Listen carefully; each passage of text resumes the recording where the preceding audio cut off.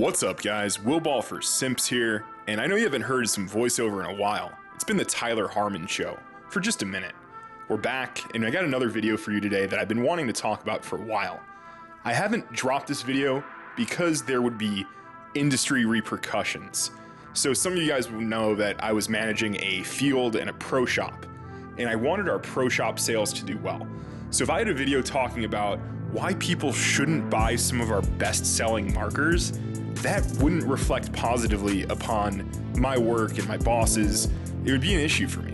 It wasn't like I was under commission, but I was really invested in this park and the pro shop. We had really strong sales and everything was going up from month to month. Sales increased and we're getting new products. I wanted to keep the momentum growing. But this is the Budget Baller Special. This is some guns that you should be looking for, that you should buy instead of other brand new markers. So the whole thesis here is that older flagship high-end guns are a much better purchase than brand new mid-end guns. And oftentimes you're gonna be saving money, and you can put that money into paint and tournaments and entry fees and get better at paintball. So as we mosey on over to ANS gear, the first case study is the Empire Axe 2.0. This gun retails between $400 and $450. Now, I'm not saying the Axe 2.0 is a bad gun. It shoots fine, it's reliable, it's soft on paint enough, it's smooth enough, but it's a mid-level gun. It's a lower entry-level tournament gun, and it's $450 brand new. So the two major downsides with this gun is you're getting just a barrel back and a barrel tip, so one barrel. And to program this thing, you have to count the blinks. You gotta have your manual open on your phone, and you gotta count blink 1, blink 2, blink 3. Okay, click the trigger, 1, 2, 3. That stuff's annoying. And $450, that's a lot of money. Now, for $250 to $300, you can buy an Empire Vanquish 1.5. I know I've been preaching this gun for a while, but it's relevant to talk about in this video. The Vanquish 1.5 often comes with a full freak kit. The one that I picked up, I paid $250. I got a full barrel kit, I got 2 different bolts, and you can program it via an LCD screen. So you have a visual display of your settings. So one day maybe you're playing rec ball and you want to do uncapped semi. That takes just 30 seconds to switch. Or you want to go back to NXL 10.5 ramping. Again, 30 seconds to switch. There's a lot of quality of life improvements with the Vanquish, and it just shoots so smooth. The Vanquish is based off of the Lux Bolt. So remember those airy, buttery smooth, super quiet, super soft OG Luxes. Now imagine that with Empire's simplicity and reliability. The Empire Vanquish 1.5 is an absolute bargain at this point in time. And I recommend this gun for anybody getting into tournament paintball. So I'm gonna kick it on over to Jake at Team Insanity, him and his little fat kid friend, for some shooting videos of the Vank 1.5. Assistant, plus or minus 5. All right, Travis, take it away.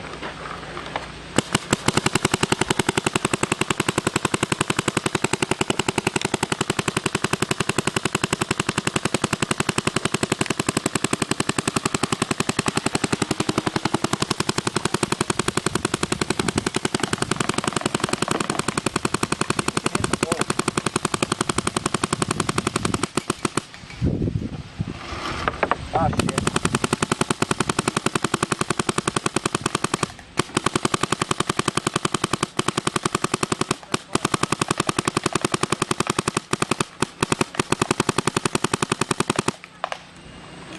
Did it jam? Yeah. It's Rory from ANS Gear, and we've got the new Dierise CZR for just $324.95. These guns are beautiful. Wait, we're still watching a Will Ball for Soup video, right? So we're on to the next gun that I'm telling you not to buy. It's the Dierise CZR.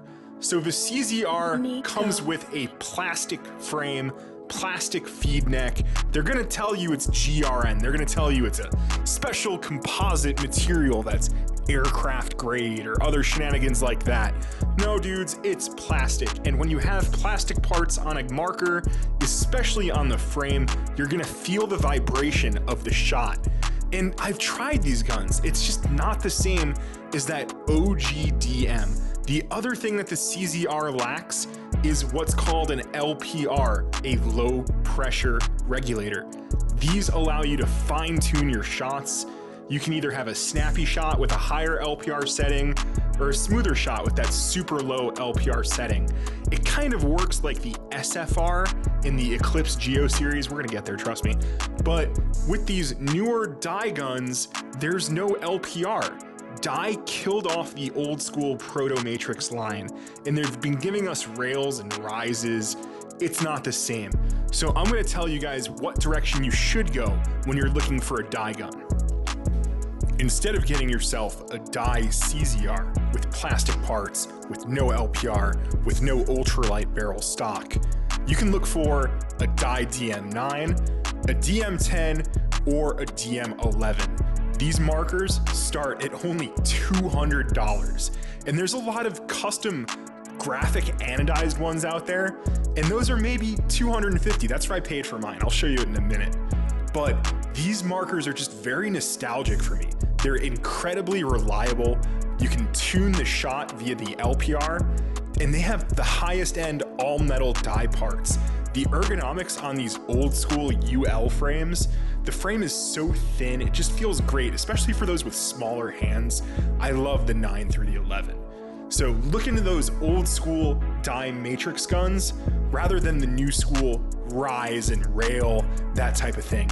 The newer dye guns, just in my experience working at shops, they've been less reliable. The solenoids have been less reliable, just bolt O-rings, bolt designs less reliable. So go for a workhorse old school DM, save yourself over $100, play more paintball, and have a gun with just a little bit more swag. There's some really cool special editions out there. Let me show you mine real quick.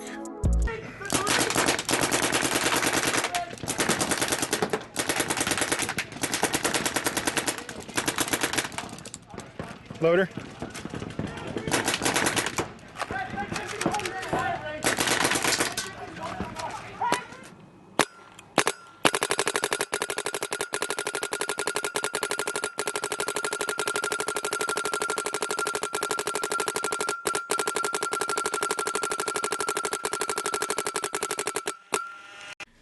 At $430, I'm not saying that the Etha 2 is a bad marker.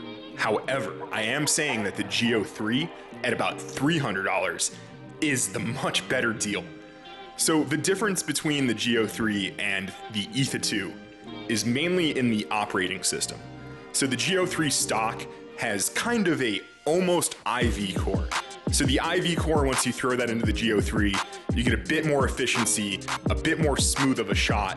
But even the stock Geo 3 core is so much smoother and airier and just more customizable than the IV core. Also with the Geo 3 stock, you're getting that LCD programming screen in the back of your grip. So again, no more counting blinks. It's kind of a pain to program that Etha 2, and I've helped people do it. It definitely takes the manual right in front of you, kind of like what I was saying with the Axe, you're counting blinks. It's just a pain. So also on the Geo 3, you have what's called the SFR. So the jump in smoothness from the Geo 2 to the Geo 3 was legendary. When you hear the Geo 3 shoot, you just know that thing is tuned so nicely. It's a very airy shot, and it's such a light marker. The Geo 3 is such a great value that the more people realize how awesome the Geo 3 is, the price has actually gone slightly up over time. I remember last season I picked up a Geo 3 for $275, but the grips were worn down. I had to buy some new grips. So if you can find a Geo 3 for $300, that's a much better shooter, and it's much more customizable in terms of its shot than the Etha 2.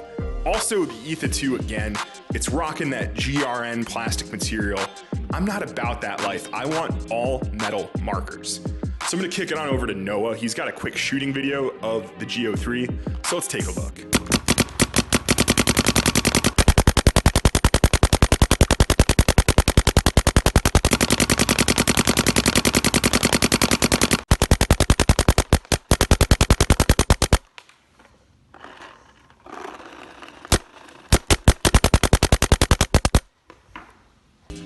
Shout out to everybody who's made it this far and finished the video. If you haven't subscribed to Wool Ball for Soup already, now is the perfect time.